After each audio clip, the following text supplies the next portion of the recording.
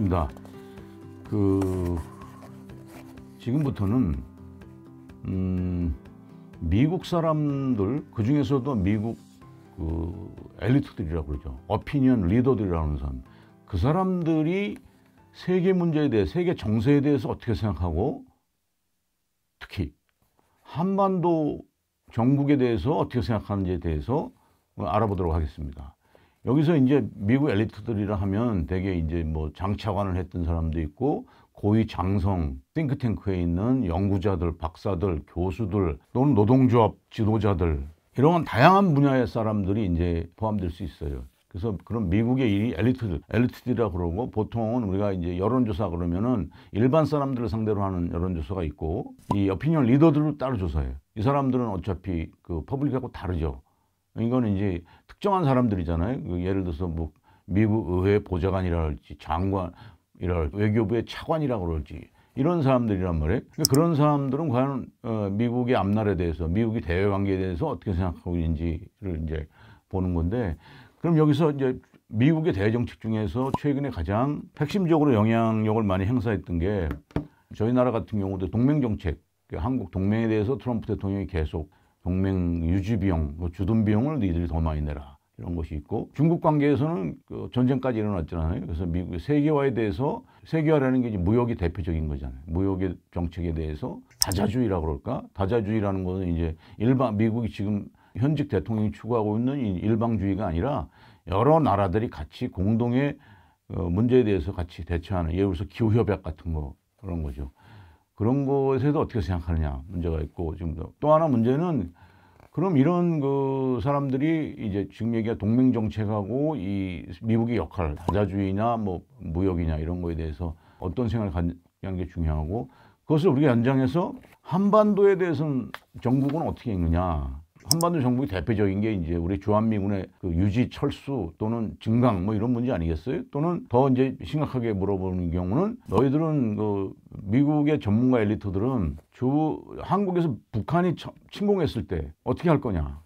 미국이 도와줄 거냐? 파병을 할 거냐? 이게 아주 대표적인 질문인데, 주한미군 파병 문제에 대해서 유사시 어떻게 생각할 거냐는 알아보는 거는 굉장히 중요한 거예요. 왜냐하면 미국 엘리트들이라는 거, 여기서 지금 어피니언 리더들이라는 것은 곧바로 미국 외교정책 영향을 미치는 사람들이기 때문에, 이 사람들이 말하는 것이 곧 자기 동료들끼리 어떤 생각이고 어떤 담론을 형성하게 되고, 그래서 그게 중요한 문제가 있는데, 우리가 이제 일반 사람들하고는 달라요. 일반 사람들보다는 훨씬 이 전문적인 영역이 있고 그 분야의 지식이 많고, 보다 이제 일반 사람들은 바빠서, 자기 생활에 바빠서 외교 문제에 대해서 별로 신경을 쓰지 않지만은, 이런 이 엘리트들은 훨씬 더 많은 시간을 내서 신문도 많이 읽고 정책 토론회도 열심히 하고 이러기 때문에 다른 생각을 갖고 있어요. 그래서 다자주의나 자유무역에 대해서는 굉장히 미국의 일반 사람들은, 예를 들어서 미국의 미중 무역 때문에 일자리를 잃는 사람이 생겨요. 그럼 그 사람 입장에서는 무역을 좋아할 리가 없어요. 자유무역에 대해서. 그런 사람이 이제 트럼프를 지지한 거고, 그럴 경우 대중들은, 일반 퍼블릭들은 이 자유무역에 대해서 굉장히 부정적이에요. 예를 들어서 자유무역을 찬성하는 비율을 보면 엘리트들은 96%가 찬성을 해요. 자유무역을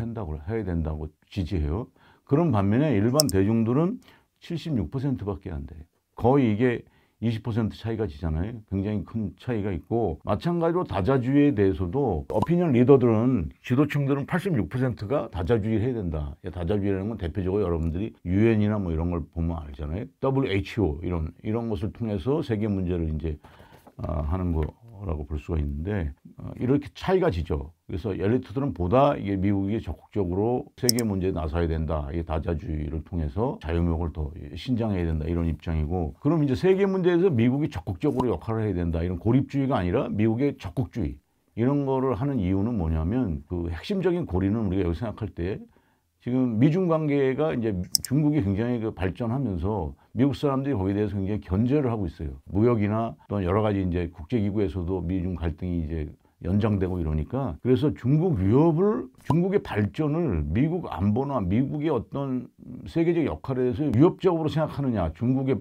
발전, 중국의 부상을, 또는 그렇지 않느냐에 따라서 엘리트들의 선호한 정책이 다르고, 또 영향을 주는 건, 예를 들어서 한반도 문제를 생각할 때 그 사람들이 한반도에 예를 들어서 유사시 북한이 침공할 시 한국의 파병을 지지할 거냐 아니냐, 엘리트들 의견이, 어떤 요인이 영향을 받을 수 있냐면 이 중국 문제, 중국과 같이 이렇게 연관이 되는 거예요. 그리고 또 북한 핵위협이 아주 중대하다고 생각할수록 그런 사람은 어떻게 해야 돼요? 파병을 해야 된다. 미국이 적극적으로 나서서 또 중국의 위협이 클수록 중국을 견제하는 차원에서도 파병을 해야 된다.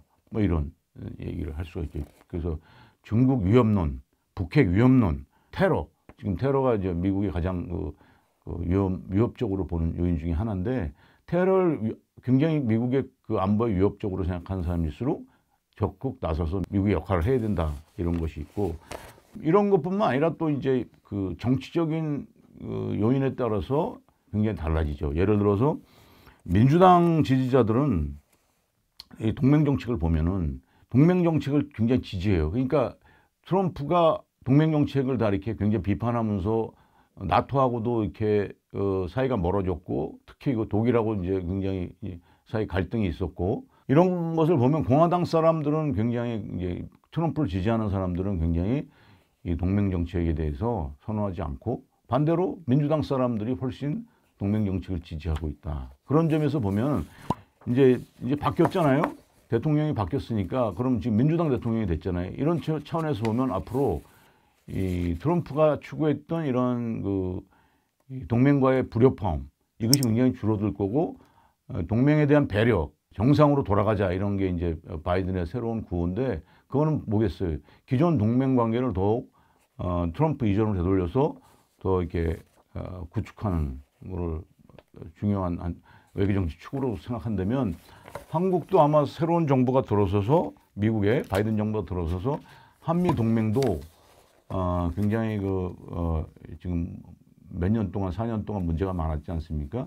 그런 걸 극복하고 새로운 한미 동맹, 민주당 위주로 한 주한 미군 문제나 이제 그 한반도 유사시 미군의 역할 이런 것이 그 민주당적인 색깔을 갖게 되는 그래서 한미 동맹이 더 강화되는 그런 것이 있고 한국 정부도 관계자도 이런 것을 이제 요인을 생각해서 앞으로 한미 동맹에 임하는 정책을 수립하고 또 대책을 마련할 때 이 미국 엘리트들의 이런 의견을 충분히 감안하면 그들의 전략적 위치 또 그것에 따른 우리의 지점도 파악할 수 있을 것으로 생각합니다.